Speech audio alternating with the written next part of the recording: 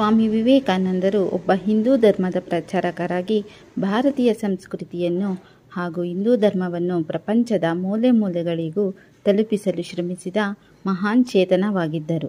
ಭಾರತದ ಹೆಮ್ಮೆಯ ಪುತ್ರ ಸ್ವಾಮಿ ವಿವೇಕಾನಂದರು ಶ್ರೀರಾಮಕೃಷ್ಣ ಪರಮಹಂಸರ ಪ್ರೀತಿಯ ಶಿಷ್ಯರಾಗಿ ಪ್ರಪಂಚದ ಎಲ್ಲ ಕಡೆ ಹಿಂದೂ ಧರ್ಮದ ಬಗ್ಗೆ ಎಲ್ಲರಿಗೂ ಉಪನ್ಯಾಸ ನೀಡಿ ಗೌರವವನ್ನು ಗಳಿಸಿಕೊಂಡ ಪುಣ್ಯಪುರುಷ. ಅವರು ಭಾರತಕ್ಕೆ ಮಾತ್ರ ಸೇರಿದವರಾಗಿರಲಿಲ್ಲ. ಅವರ ಕೀರ್ತಿ ವಿಶ್ವದ ಪ್ರತಿಯೊಂದು ಮೂಲೆ ಮೂಲೆಗೂ ಹರಡಿತ್ತು. ಅದಕ್ಕಾಗಿ ಅವರನ್ನು ವಿಶ್ವಮಾನವ ಎಂದು ಕರೆಯಲಾಯಿತು. ಭಾರತೀಯರು ಬಹಳ ಹಿಂದೆ ಕಂದಾಚಾರ, ಮೂಢನಂಬಿಕೆಗಳಿಗೆ ಬಲಿಯಾಗಿದ್ದರು.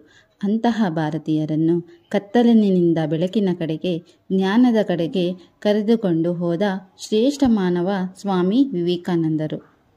ಭಾರತೀಯ ಯುವಜನತೆ ವಿವೇಕಾನಂದರನ್ನು ಗುರುವಿನಂತೆ, ಆಚಾರ್ಯನಂತೆ ನೋಡಿದರು. ಅವರು ಹೇಳಿಕೊಟ್ಟ ಆದರ್ಶಗಳನ್ನು ಕಲಿತು ಒಳ್ಳೆಯ ಬದುಕನ್ನು ರೂಪಿಸಿಕೊಂಡರು. ಧಾರ್ಮಿಕತೆಯ ಗೊಂದಲದಲ್ಲಿರುವ ಭಾರತೀಯರನ್ನು ಕತ್ತಲೆಯಿಂದ ಭವ್ಯ ಬೆಳಕಿನ ಚೇತನದ ಕಡೆಗೆ ಕರೆದುಕೊಂಡ ಹೋದ ದಿಟ್ಟ ಮಾನವತಾವಾದಿ ವಿವೇಕಾನಂದ. ಅವರ ಭಾಷಣಗಳನ್ನು ಕೇಳಿ ಪ್ರಪಂಚದ ಸಮಸ್ತ ಜನತೆ ರೋಮಾಂಚನಗೊಂಡರು. ಅವರು ಭಾಷಣಗಳಿಂದ ಪ್ರೇರಿತವಾದ ಜನರು ಹಿಂದೂ ಧರ್ಮದ ಬಗ್ಗೆ ಜನತೆಯಲ್ಲಿ ಜಾಗೃತಿ ಮೂಡಿಸಿದರು. ಹೀಗೆ ವಿವೇಕಾನಂದರು ಮಾಡಿದ ಭಾಷಣವನ್ನು ಕೇಳಿ ಅಮೆರಿಕನ್ನರು ಆಶ್ಚರ್ಯಚಕಿತರಾದರು. ಪ್ರತಿಯೊಬ್ಬ ಮಹಾನುಭಾವ ಜೀವನ ಚರಿತ್ರೆ ಆರಂಭದಲ್ಲಿ ಸಾಮಾನ್ಯವಾಗಿ ಕಾಣಿಸುವುದು.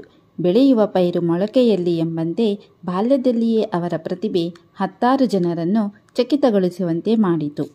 ಮತ್ತಷ್ಟು ವಿಡಿಯೋಗಳಿಗಾಗಿ ನಮ್ಮ ಚಾನಲನ್ನು ಸಬ್ಸ್ಕ್ರೈಬ್ ಮಾಡಿ, ಹಾಗೆ ಬೆಲ್ ಐಕಾನ್ನ ಪ್ರೆಸ್ ಮಾಡಿ. Thank you friends.